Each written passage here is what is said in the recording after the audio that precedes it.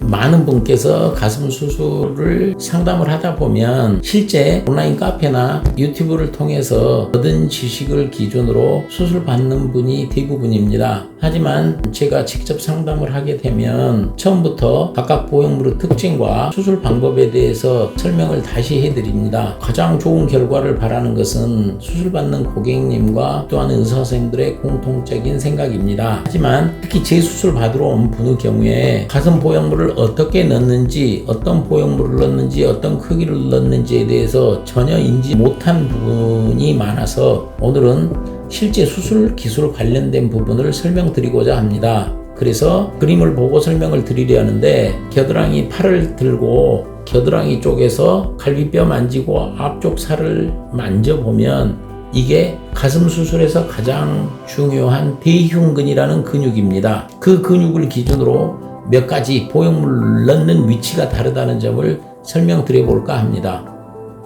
그래서 제가 보여드린 사진에서 그림 A는 대흉근 바깥 부분에 보형물을 넣는 방법으로, 이 방법은 서양 사람들에게서 가장 많이 적용되는 방법입니다. 그리고 그림 C는 과거에 동양인에게 가장 많이 사용되는 방법으로 대흉근과 갈비뼈 사이 근육 안쪽에 보형물을 삽입하는 방법입니다. 이런 방법들도 각각의 단점을 가지고 있어서 각각의 의사 선생님이 근육과 근막 사이에 보형물을 넣는 비방법, 그리고 그런 단점들을 또 보완하기 위해서 미국의 닥터 테벳이라는 선생님께서 고안하셨던 이중평면법인데, 이 이중평면법은 일반적으로 가슴 밑절개를 많이 시행하는 이유로 상방 절반은 근육 밑에 위치하고 하방 2분의 1은 실질 가슴 근육이 덮지 않는 부분이 되는 것입니다. 그래서 이런 걸 우리가 영어로는 듀얼 플레인 테크닉, 이중평면법이라고 부르고 있습니다. 하지만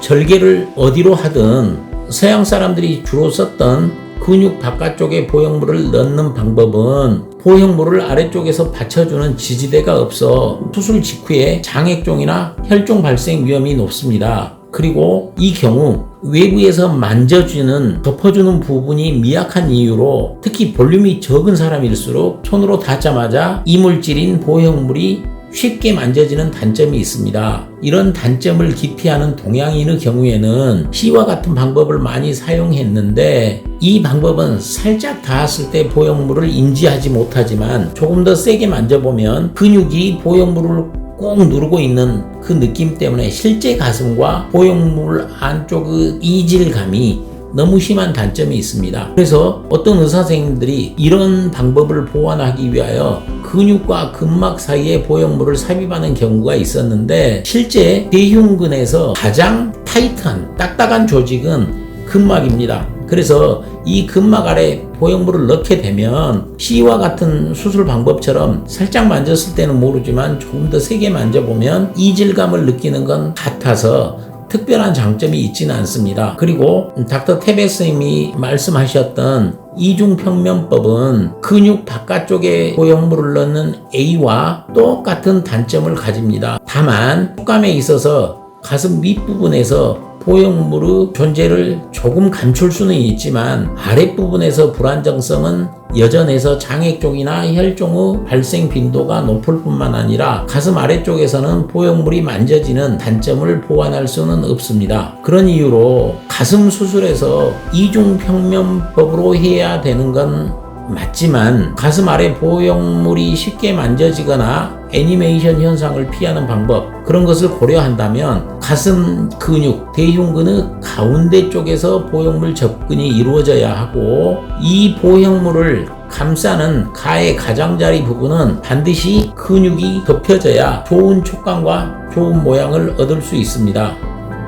가장 최신의 상담의 변화를 보면 30년 전의 경우에는 정말 티나지 않는 작은 보형물을 선호했는데 1, 2년 전까지만 해도 남들보다 더 풍만한 가슴을 이유로 보형물 크기를 점점 증가시켰던 경향이 있었습니다. 하지만 과거와 다른 것은 그 시기를 거치다 보니 내 몸의 핏에 맞는 그런 보형물을 선택하는 기준이 좀 변하고 있는 듯 합니다. 가슴 아픈 이야기지만 1년 전에 수술하신 분 중에 본인의 늑골의 넓이나 체형으로 봤을 때 제가 추천하는 것은 320, 340 정도 크기 보형물인데 보호자의 원에 의해서 400이라는 무리한 보형물을 선택하셔서 집도의 입장에서는 만류하고 싶었지만 수술 후에 그 결과가 저에게도 썩 만족스럽지 않은 경우도 있습니다. 그래서 보형물 선택하실 때는 단순한 크기보다는 경험이 많은 의사 선생님과 상담을 통하고 그리고 보형물에 따른 적당한 보형물을 착용해보고 브레이저를 착용해서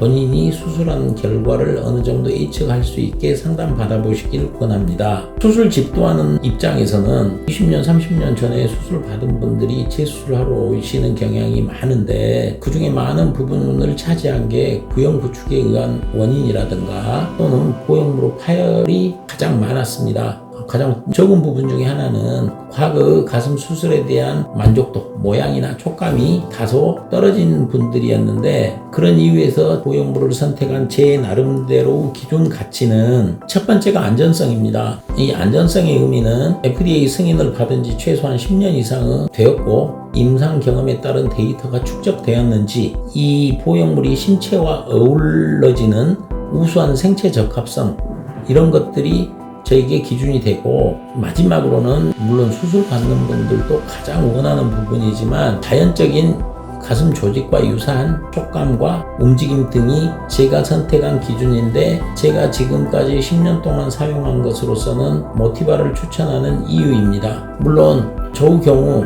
제조사에서 새로운 제품이 나오면 항상 새로운 제품을 받고 제 스스로가 인위적인 손상을 가해서 그 손상에 따른 1년 6개월 정도 경과를 항상 추적 관찰하고 있습니다. 그래서 제품마다 차이는 있지만 어떤 보형물들은 손상 후에 그 모양이 많이 흐트러지는 경우도 있고 모티바 제품의 경우는 1년 6개월 전에 제가 손상을 주었는데도 모양이 흐트러지지 않고 코이시브하게 본인들 스스로 뭉쳐있는 성격이 강하기 때문에 제가 추천하는 이유입니다. 물론 수술을 집도하는 입장에서는 보형물 벽이 얇고 더 부드러운 촉감으로 만져지는 보형물을 삽입할 때 훨씬 편한 장점은 있습니다. 하지만 보형물의 외벽이 한 겹으로 쌓여있는 제품을 제가 추천하지 않는 이유는 시간이 지나면서도 보형물 외벽이 특히 이 보형물이 몸에 들어갔을 때하고 밖에 있을 때의 반응은 달라질 수밖에 없지만 거기에 대한 안정성이 추가적으로 확보되어야 한다는 생각입니다. 그런 이유에서 제가 모티바를 추천하는 이유입니다. 수술 받는 분이 가장 원하는 것은 수술 후 모양과 그에 따른 자연스러운 촉감입니다. 그래서 본인이 가지고 있는 수술 전에 어느 정도 볼륨을 가지고 있는 가슴인지 또는 이 대흉근이라고 불리우는 근육의 두께는 어떠한지 그리고 근막의 타이트한 정도에 따라 다르고 그것을 가장 좋게 하기 위해서는 집도의 정확한 수술이 필요한데 중앙 접근한 이중평면법이 애니메이션을 방지한다거나 가장 자연스러운 모양을 얻을 수 있고 수술 시간도 길지 않습니다. 그래서 가끔 상담 전에 저의 경험에 따른 추천된 보형물 크기보다 더 큰 보형물을 원하는 경우가 있는데 가끔씩은 예측된 것과 다르게 훨씬 더 좋은 촉감을 가지는 결과를 만들 수도 있습니다. 보여드린 이분의 경우에는 여자분으로서는 조금 더 큰 근육량과 골격을 가지고 있습니다. 그래서 425cc의 모티바 보형물을 삽입하고 불과 수술 받으신 지 2개월인데 즉 완전히 회복되지 않았음에도 외부에서 만져보면 보형물이 있다라는 사실을 인지하기 힘들 만큼 부드러운 촉감을 보여주고 있습니다. 그래서 영상 촬영에 더 협조해 주셨는데 이분의 경우에는 사실 제가 수술 전엔 다른 분 촉감의 80% 정도만 고려하세요 라고 했음에도 실제 본인이 가지고 있는 근육이 보형물을 완충시켜주는 더 두툼한 근육이 이렇게 하기 위해서는 근육을 감싸고 있는 근막을 적절하게 이완시켜주는 과정이 중요한데 그런 점들을 주의 깊게 수술해서 저와 수술 받는 분이 기대하는 기대감보다 150%, 200% 정도 좋은 촉감과 모양을 보여주고 있습니다.